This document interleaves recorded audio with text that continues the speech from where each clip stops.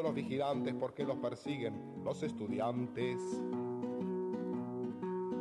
Pasa un obrero en alpargatas con 20 pesos que es toda su plata. Pasa en la puerta de un bar y ver a Buenos Aires pasar y pasar. Pasa un cartero en bicicleta con telegramas color violeta, un patrullero de la policía que busca un chorro hace 15 días. Pasa el país y el continente, pasa mi vida estúpidamente, mientras estoy en la puerta de un bar, viendo a Buenos Aires pasar y pasar.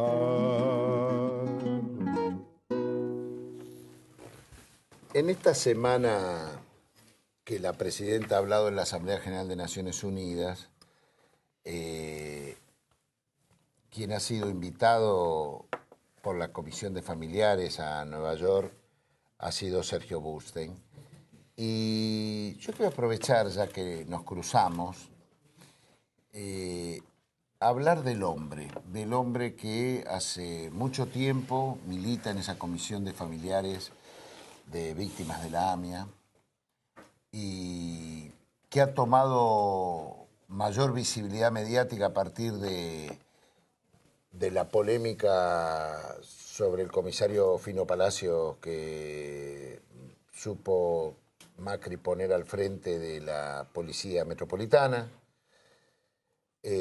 Momentos difíciles te tocó pasar. Y yo, viendo algunas cosas, sabiendo que hoy iba a charlar contigo, Sergio, veía, Macri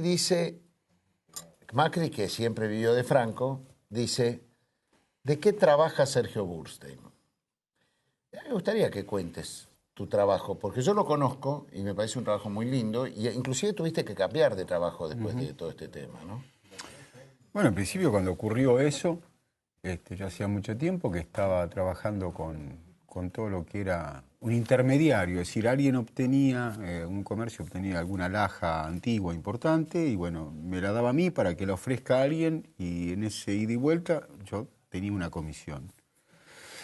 Tu especialidad eran relojes. No, más que nada relojes, a mí siempre me gustó la alhaja, es decir, es algo que nació con uno, es decir, yo no tuve que estudiar para saber qué es un zafiro, un brillante, es decir, era algo interior, que es algo natural en donde yo miraba y tenía esa percepción. Y alguna vez una gran amiga me dijo también, si vos tenés un don natural para valorar la belleza, es decir, a vos las cosas lindas te guiñan el ojo y te dejás llevar mucho por la intuición, y es verdad, yo me llevo mucho por la intuición más que por el conocimiento. Y después porque Argentina es un lugar en donde la importante inmigración que hubo, y en esa época de oro donde se viajó tanto hacia Europa y se compraron tantas alhajas importantes, tantos objetos, tuvimos nosotros los argentinos el privilegio que por nuestras manos o ver cosas muy importantes, y uno aprende de esa manera. Pero bueno, la historia venía bien, con una vida tranquila, sin grandes sobresaltos, ni una vida grandilocuente, ni mucho menos. Había que trabajar y hay que seguir trabajando. Y el tema fue que cuando ocurrió, bueno, este tema de las escuchas, en donde se descubre que... Primero, a ver, vos tuviste mucho trato con Palacio. Primero te generó bastante afecto Palacio cuando trabajaba cerca tuyo, ¿no? Palacios después de para sucedido el atentado de la AMIA. Palacios para la agrupación en la cual yo pertenezco, que es la Asociación de Familiares y Amigos de las Víctimas del Atentado de la AMIA 18J, era la persona en la cual nosotros confiábamos, creíamos y entendíamos que su interés por sobre todas las cosas era conocer la verdad para devolver la dignidad a 85 personas que habían sido masacradas en el atentado de la AMIA. Permanentemente teníamos reuniones y nos informaba y veíamos avances. Lo triste fue que cuando se llevó adelante el juicio, todas esas averiguaciones, esas pruebas, esas investigaciones que se habían llevado adelante por intermedio del Fino Palacios, muchas de ellas no se pudieron probar y no tenían sostén jurídico. Y es más, muchas de ellas, o todas, cuando a él le toca declarar, dice, yo no puedo asegurar que todo esto sea así. Y ahí nos sentimos de que, bueno, se nos veía el mundo abajo, como la persona que tanto nos había dado la ilusión y esa llama de esperanza permanente declaraba esto, teníamos un problema. Y el problema, bueno, terminó el juicio declarándose nulo prácticamente. Luego, cuando se conforma la fiscalía, Néstor Kirchner nombra una fiscalía especial para recomponer todo esto, porque él entendía que esto era una cuestión de Estado, y así lo expresó. Y como tal, lleva adelante la fiscalía que está a cargo del doctor Alberto Nisman. Apenas empieza él a revisar las primeras fojas, surge un dato muy interesante en el cual se establece que a uno de los principales sospechados en ese momento, que era Alberto Cano Ledul, amigo de la familia Menem, había un teléfono que se conoció a los 3 años y que fue aportado por el Fino Palacios. A los 3 años ocurrió el atentado. Pero ¿qué pasó? Se encontró que a los pocos días de comenzar la investigación, alguien había llamado a ese teléfono. Y cuando se rastreó el teléfono era el que le pertenecía, el celular que le pertenecía al Fino Palacios. Esa es la famosa conversación telefónica que aparece, que le avisa que lo van a allanar. ¿Es decir, ahí se empieza a analizar que esa llamada es cuando había dictado el juez Galeano una orden de allanamiento a 2 propiedades. Una de ellas Cano Ledul. A 2 propiedades de Cano Ledul. La llamada del Fino a las 8 horas. Expliquemos quién es Cano Ledul. En el atentado se plantea que es una persona de origen sirio, que habría, que la empresa de contenedores, frente a la AMIA había un contenedor, y que la empresa de contenedores, creo que está en la misma cuadra de donde estaba el contenedor de la AMIA, la empresa es originaria de la misma cuadra donde vive Cano Ledul. Más o menos así. Es decir, el contenedor que está en la puerta de la AMIA es también la misma compañía, coloca un contenedor cerca también de una de las propiedades de Cano Ledul. A Cano Ledul se le encuentra dentro de su agenda el teléfono de Moshe Rabani, agregado cultural de la Embajada de Irán, que es a quien la sigue en un seguimiento a raíz del atentado a la Embajada, lo sigue y le saca una foto tratando de comprar una Trafic en la calle Juan B. Justo. A la vez fue el único que habló el último día cuando Tejeldín entrega la camioneta, quien habla con él es Alberto Cano Ledul. Es decir, que se compone una trilogía de determinadas... Y con esa persona es la que el juez había mandado el allanamiento y le habría hablado el Fino Palacio avisándole... ¿Le avisó? Le avisó, está comprobado. 8 horas se estaban dando vuelta a la Policía Federal, que hasta los vecinos decían, mira, lo van a allanar a Albertito seguro. Debe ser por la AMIA. Todo el mundo sabía. Y a las 8 horas allanaron, por supuesto, no encontraron nada. A raíz de eso... una serie de investigaciones se determina que Carlos Menem, expresidente de la Nación, en ejercicio en ese momento, es el que baja y da la orden de proteger a Alberto Cano Ledul, de desviar la investigación, de no investigarlo más, porque era amigo personal, era amigo de la familia. Es decir, esto es contado muy acotadamente, es lo que lleva a que nosotros, cuando Macri lo nombra al Fino Palacios como jefe, primero lo emplea, porque nosotros sabíamos que cuando se crea la Metropolitana se presentaba personal de la Policía Federal. Alguna persona de la Policía Federal me llama un día y me dice, Sergio, te quiero contar algo. Me presenté en la Metropolitana. ¿Sabés quién me hizo la primera entrevista? El Fino Palacios. Porque aparte en Boca había trabajado Palacios. Por supuesto. Cuando deja de ser Policía Federal, Macri lo contrata en Boca y luego lo lleva para que, es decir, un poco como que es el que organizó la Policía Metropolitana, era el Fino Palacios. Nosotros empezamos a decir, ¿por cómo contratan a una persona que estaba investigada y que ya se había sido indagado por encubrir el atentado de la AMIA? Por lo que conocíamos iba a terminar siendo procesado. Pero Macri lo negaba, lo negó siempre de que el Fino no tenía nada que ver con el gobierno de la Ciudad de Buenos Aires. Hasta que gana las elecciones. Hasta que gana las elecciones... En 2009 creo que es. Es más... Rodríguez Larreta va a la legislatura y niega totalmente que lo vayan a nombrar ni jefe ni que vaya a ser empleado. Creo que después de las legislativas del 2009, cuando Michetti gana la ciudad con 30 puntos, es una elección, una victoria muy floja con Pino Solanas. Creo que fue ahí, y a partir de ahí lo termina nombrando. Nosotros hacemos el acto, denunciamos y el Fino renuncia a la semana prácticamente de ese 18 de agosto que se hace el acto por el atentado a la AMIA un mes después, no el 18 de julio, sino el 18 de agosto, porque era el tema de la fiebre, esa epidemia que había, entonces por precaución se trasladó un mes más. A raíz de esto, bueno, nos enteramos luego de la pinchadura telefónica, se descubre que la pinchadura fue ordenada cuando, claro, Ciro James, cuando el Fino era ahí empieza jefe de policía. Que te pinchan el teléfono, que vos empezás a tomar protagonismo. Ahí empieza otra vida, para los familiares todos, para mi agrupación toda, por supuesto que para mi familia y para mí también, quizás un poco más importante el cambio. El trabajo ya que yo hacía, me dijeron no lo hagas más, vamos a preservarte. Ahí cambiaste de trabajo, dejaste aquel trabajo en las alhajas. Ahí, es decir, me dediqué a lo que era mi pasión, que era el buscar. Es decir, el atentado de la AMIA fue una bisagra en la vida de muchos y en mi familia y en mí personalmente fue lo más doloroso que me tocó ocurrir, más allá de haber estado una semana tratando de rescatar víctimas y más allá de todo lo que a uno le tocaba vivir. Entonces, ¿qué decía? Yo necesitaba algo que me lleve a una etapa feliz de mi vida. Entonces, ¿qué hice? Y empecé a buscar las cosas que yo tenía en el colegio, algunos juguetes que mis padres me habían podido comprar.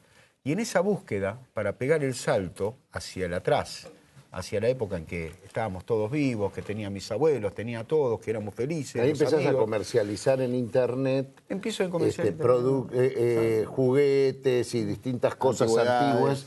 Sí, cuadernos, lápices, cartucheras, las valijas. Está claro del enigma. Ya sabemos de qué labura Sergio Burstein, que desde que Macri lo planteó en los medios, nadie había tomado el trabajo. Ellos sabían de que yo trabajaba. Ya sé, pero digo, nadie tomó el trabajo de aclararlo públicamente. No, pero ellos sabían, pero como son perversos, intentaban a mí, y como lo hicieron saber en internet en algunos programas, asociarme de que yo era contrabandista de oro, que había, no sé las cosas que han dicho. Sí, apelando también al antisemitismo. A todo lo que tenían en mano. Entonces, trataban de cómo podían y cómo pueden hasta el día de hoy desvirtuar lo que uno dice. Pero gracias a Dios me empujaron a algo maravilloso que es volver a la época más feliz de mi vida y poder conocer una serie de personas. Que son buena gente.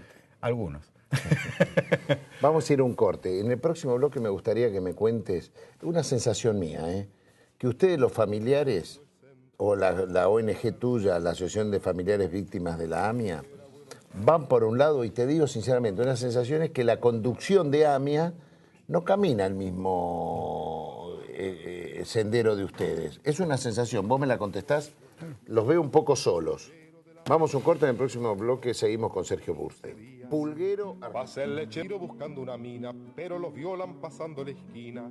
Pasa el verdugo con su picana y al tiempo que pasa me mira con ganas. Pasan dos tuercas corriendo picadas, se cruza una vieja y la hacen tomar. Quedado, Sergio, estamos hablando con Sergio Burstein, de la Comisión Familiares de Víctimas de la AMIA, que a mí me da la sensación que el grupo de ustedes, de los familiares, tiene una posición donde van muy a fondo contra el Fino Palacio, contra todos los que se sienten perjudicados en la investigación, ustedes, y no lo siento acompañado por la conducción de AMIA. Me llamó la atención que este año no los dejaron hablar, no pudieron tener la voz que siempre han tenido los aniversarios de AMIA. ¿Qué es lo que pasa ahí adentro, Sergio? Evidentemente... El rabino Berman en el medio. El rabino Berman a la cabeza, no está en el medio. ¿No es el presidente de AMIA a la cabeza? Hoy Sergio Berman es el que da las directivas porque, bueno, tiene la posibilidad de, con 6 o 7 votos que él tiene, dirimir la balanza, que está muy equilibrada entre los ortodoxos, es decir, la conducción actual, y otra agrupación que también se postuló y que, bueno, él entrega sus votos, pero cobra un canon. Digamos que el rabino Berman ya no es una autoridad por encima de esta situación, sino que concretamente es legislador del PRO. Es un actor político. Es parte del macrismo. Es parte del macrismo. Prácticamente se puso al lado de Macri, y ponerse al lado de Macri es coincidir con la defensa a ultranza que hace Macri del Fino Palacios, es renegar de todo lo que hizo en su principio, porque él fue una persona sumamente importante. Fue uno de los fundadores de Memoria Activa. Memoria Activa, sin ninguna duda. Entonces hay ciertas contradicciones, bueno, que se vieron reflejadas en el acto. ¿Por qué? Porque nuestro discurso, que sostenemos y que se puede criticar a lo mejor en la forma en que se dice, es válido, pero que el fondo de la cuestión nunca se debatió. Y el fondo de la cuestión es que decimos la verdad. Y se vio este año que hubo un vacío total, que toda la gente se miró y dice, esto no es un acto. Llegaron a decir los que estuvieron muy en contra de lo que fue el anterior, preferimos pese a todo que estén los familiares, porque son los que realmente dicen. Y hay gente que le tiene miedo a la palabra política. El presidente Lamy le tiene miedo a la palabra, no hablo del presidente de la DAIA porque es un mentiroso consuetudinario que realmente ni vale la pena hablar. A mí me da mucha pena esa persona, es lamentable. Y es mentiroso porque el año pasado... Una denuncia de una sobrina de él, ese presidente. Sí, no, pues yo me voy a referir a lo que es a la causa. El año pasado nosotros nos reunimos y estuvimos de acuerdo en que la presidenta elaborara este planteamiento de un acercamiento para ver si se podía lograr un tercer país. En lo único que no estuvo de acuerdo este señor fue en la palabra diálogo. Bueno, saquemos la palabra diálogo, pero en el fondo estábamos de acuerdo. Y después salió a decir que estamos en contra, que esto no. Un mentiroso. Realmente un mentiroso y una de las personas que más daño le hizo al presidente de DAIA. El presidente de DAIA, Aldo Donsis. Aldo Donsis. El hombre que tiene una denuncia de su sobrina, eso corre por mi cuenta. No, está bien. De abuso sexual. Guillermo Borger es una persona que realmente tomó una posición en la cual entiendo, porque en charlas que hemos tenido, él nos dijo las presiones que tenía por parte de Sergio Berman, y que desembocó en esto, en no permitirle hablar a los familiares. ¿Por qué? Porque los familiares iban a repetir la denuncia contra lo que tenemos que hacer. No pueden pretender y decir que esto es política partidaria y decir que Mauricio Macri mandó a pinchar los teléfonos. La justicia lo dice, no son los familiares. Entonces nos vemos en una situación en la cual dicen son... Y no Ollarvide, la Cámara. La Cámara y la Cámara de Casación. Y a Ollarvide lo ratificó la Suprema Corte de Justicia. Entonces, bueno, si acá decimos, como comienza a hablar Guillermo Borges, presidente de la AMIA, le pido a Dios, nuestro Señor, que ilumine a la justicia para que la verdad salga a la luz. Y cuando la justicia determina de que hay tipos, como estos que están procesados por pinchar los teléfonos, tienen nombre y apellido, nosotros lo denunciamos, esa justicia no me gusta. Entonces es una justicia que sirve y otra que no sirve, la que le favorece. ¿Por qué? Y porque está Sergio Berman en el PRO y hay intereses creados. Nosotros no tenemos intereses creados. Es más, te digo, hemos señalado lo que no nos gusta del gobierno, cuando hubo actitudes del gobierno no nos gusta, lo señalamos con respeto y no tenemos ningún problema en hacerlo. Nosotros no tenemos un solo norte. Lo único que nos importa a todos nosotros es que las víctimas se les devuelva la dignidad. ¿Cómo se les devuelve la dignidad? Con justicia. Lo único que nos importa y lo único importante en nuestra vida y todo lo que hacemos es por ello. Si algunos lo toman como que esto es política partidaria, lamento mucho, me gustaría que lo demuestren. Sergio, ¿no crees que también hay, vos decías que el presidente de la AMIA no le gusta la palabra política, ¿no? Pero hay ciertos sectores que tienen intereses políticos y que los manifiestan y a veces esos intereses políticos van en contra de una resolución de la situación diplomática con Irán, por ejemplo, porque recuerdo una nota que Pepe Eliashev en su momento sacó diciendo que el gobierno pensaba entregar la causa AMIA en un diálogo con Irán, algo que fue categóricamente desmentido por el gobierno y que aparte por la trayectoria que tiene este gobierno de acompañamiento a esta causa, sin ir más lejos, por algo vos viajás también en esa delegación a Naciones Unidas. ¿No considerás que hay un uso político de sembrar el miedo contra el gobierno por una... Bueno, la diplomacia existe entre los países, digamos, es una herramienta. Si se descarta la vía diplomática, se descarta parte de la posibilidad de la resolución, ¿o no? Pero sin ninguna duda. Pepe Eliashev sacó una nota un sábado, viajamos a Israel y al otro sábado sacó de que lo que él dijo no tenía ninguna prueba ni ningún fundamento, pero que alguien le había soplado al oído, una vergüenza, realmente una vergüenza. ¿A Israel o a Estados Unidos? ¿Cuándo? No, el año pasado fuimos y estuvimos inclusive en un almuerzo con el canciller israelí, con Lieberman, y vivimos en carne propia lo que fue esa nota de Eliashev en Israel. Fue terrible. Todo el mundo lo único que preguntaba era eso. Era una vergüenza. ¿Y cómo surge eso? O sea, ¿quién y por interés privado. Porque, mira, fundamentalmente, ¿qué es la política? La política es el camino más, es decir, el camino directo a la paz. Política significa paz. Es decir, vos podés dialogar, podés elaborar una estrategia en aras de lograr la paz. Es decir, es todo lo contrario a la violencia. Si nosotros, como te dije, tenemos como norte el esclarecimiento del atentado Lamy y que sean juzgados sus responsables, estamos dispuestos a allanar todos los caminos que sean posibles, sin ninguna concesión. Nada que lleve políticamente o en relaciones diplomáticas a poder lograr que todas las personas que son halladas como supuestos responsables de este atentado sean llevados a juicio, nosotros estamos en ese camino, sin ninguna concesión. Por ejemplo, le establecimos al gobierno nacional y nos consultaron y por eso lo pudimos decir. Toda relación que haya con Irán tiene un solo fin. El juzgamiento, primero la indagatoria y el juzgamiento. Irán de se los ponga sospechosos. derecho. Que se ponga derecho. Concesiones ninguna, ni acuerdos económicos ni nada. Y honestamente es lo que hasta el día de hoy nosotros estamos viendo. ¿Por qué hay otros que señalan? Y bueno, tienen intereses creados. Y te vuelvo a repetir, Guillermo Borger, que reniega de la política, él hace política y no está mal. Él, desde la religión, hace política. La política es lo más sano que le puede pasar al ser humano. El Me gustó problema para es... terminar lo que dijiste, política es paz. ¿Cómo fue que dijiste? Y que la política es el camino a la paz. La política es todo lo contrario a la violencia. Sergio, me gustaría, más redondo, imposible. Me gustaría terminar así. Espero que tengas novedades en la causa que te tiene preocupado y el programa está abierto para siempre. Un día vamos a hablar de...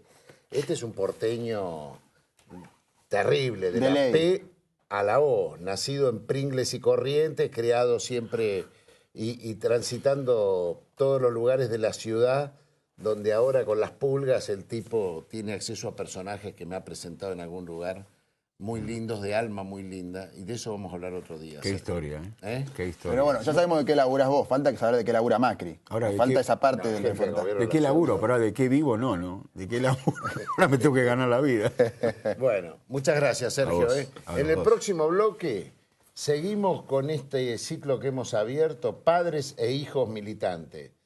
Sinceramente, uno de los hombres que más admiro en esta ciudad de Buenos Aires de su militancia, compañero mío de muchos años de militancia, un gran médico, un gran ministro de salud que tuvo la ciudad de Buenos Aires, Donato Espacavento, que viene con su hijo, Nicolás Espacavento, que ha armado un grupo juvenil acá y vamos a ver cómo es este trabasamiento generacional de padre militante a hijo militante. En el próximo bloque.